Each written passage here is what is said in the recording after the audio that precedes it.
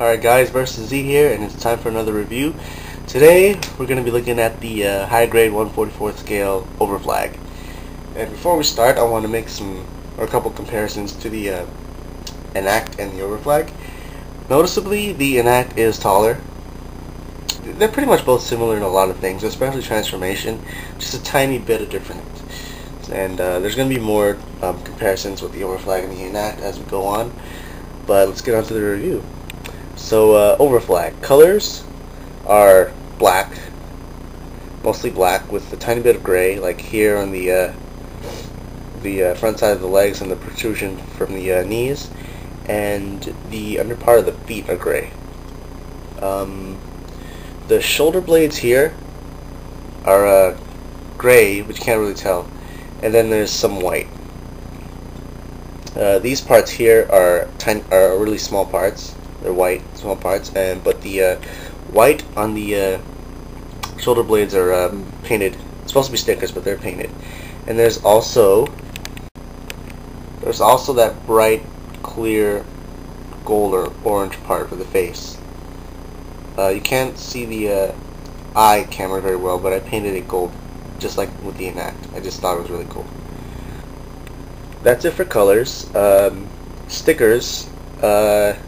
There weren't a lot used on the stickers. Most of them are actually on the weapons themselves, or the accessories themselves. But the ones you can see are the clear stickers, which are on the chest, the two wings there, and the two bottom wings there. They're all clear stickers, which I'm really glad they come with now. Normally, only master grades come with those. But now I'm really glad that even the smaller ones have them. It's really nice. Well, anyway, the rest of the stickers are right here on this little foil here. As you can tell, I only used 2 of them. Now for the articulation. Head. Be very careful. Well, there you go. Be very careful with the head. It's a pain because these two here, these ears, tend to pop off. So I'm going to glue them on later on, and I should also suggest you all glue these parts on. They can be a pest when you're trying to rotate the head, especially for transformation, because you have to take out the, you have to pop out the head. Anyway, it can, wow. Yeah, it can go up and down without having those ears falling off. Okay, back on. The other pest are the shoulder blades here. The ears and the shoulder blades, they just peg on there, so they're secure, but not entirely. So I recommend gluing those on.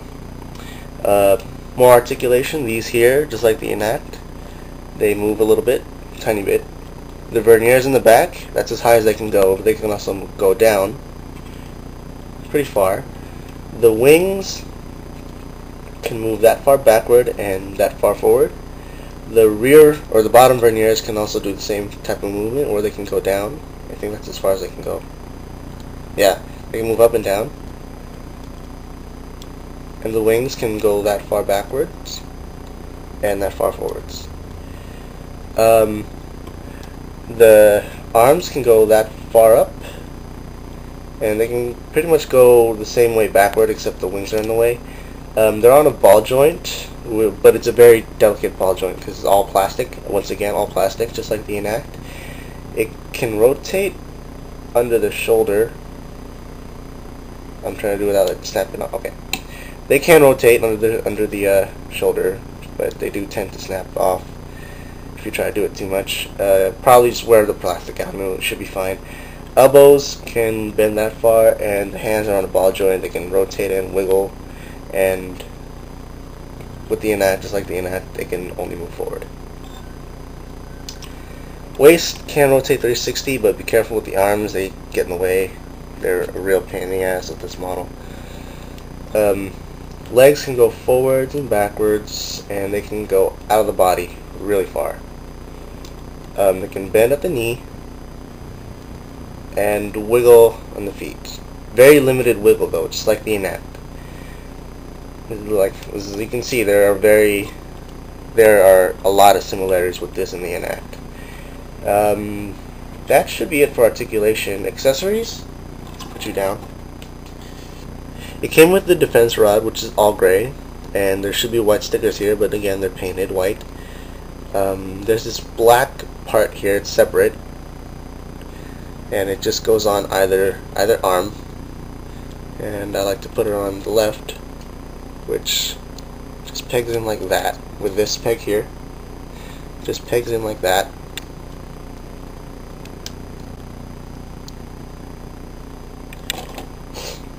Next is this prototype linear rifle, which came off the Overflag. I mean, it came off the Graham Acre Custom, and I'm going to talk about that a little bit later on. And it can go on either hand. There's actually some articulation on it, and these gun butts here can wiggle. The handle itself can move in and out a little bit, but yeah, a lot of handles on this thing. As for this one, the new type linear rifle, which has the blue sticker on it, and these parts here are painted, the handles here can move in and out, and this one can close all the way, so you can hold it that way also, which is cool. And I put this on the left. So if you want to get a Graham Acre Custom, you might as well get the Overflag, because it does. This is off the Graham Acre Custom, and so is the rest of the model kit, all besides this. Next accessory is the plasma sword, or the sonic blade. I like to call it the sonic blade because it is a blade, sonic blade. It's not a beam or anything. It's just a blade that vibrates really fast, and it comes in white. It's molded in white, but I painted it sky blue, which is Tamiya X14, I think, and gloss black, which is Tamiya X1. It's not done. I need one more coating. As for holding it, I know a lot of people had problems with it, but for some reason, don't put it in all the way, otherwise it'll definitely not hold it in. But just put it in just right, and it doesn't fall off. I don't know, it's probably because I painted it and top coated it, so I guess the plastic is thicker and has a little grip to it. So try that, guys, maybe it'll work. That's that for accessories. Now let's try to get the transformation. Transformation could be a pain in the ass for one, the head, and two, the arms. So let's get to it. Take off the arms. Bring the top torso down like that. Then you want to bring the bottom torso down. Then you want to bring the top part and push it forward so it's like that.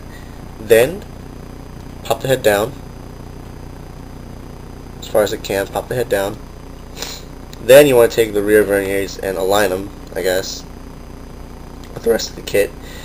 Take the legs, pull them back. Then you want to bring the outer blade here up. It's the only one that can move. Careful though, because it might pop off sometimes. Just going to leave it that way. Take the arms, pop them back in. Be careful with these because they'll pop off every time you transform them. Then you just fold them under the wing here. There's another part to it, but I'm going to skip it because it's very time consuming.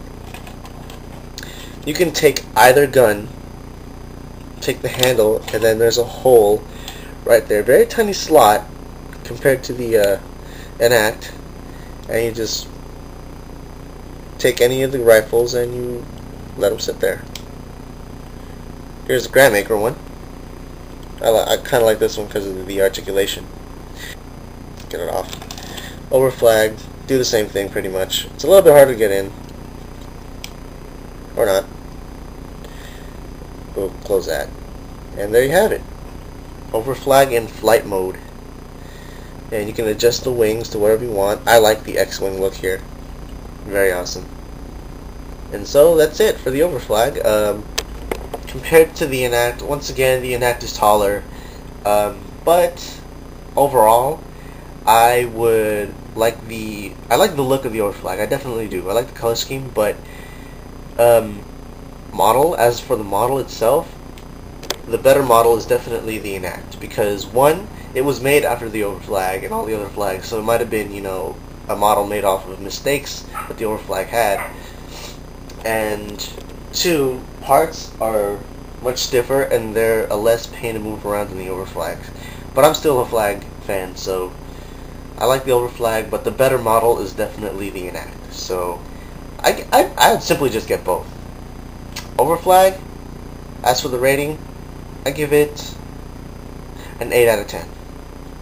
Anything between an 8 and a 10 is definitely worth picking up. So pick up an overflag.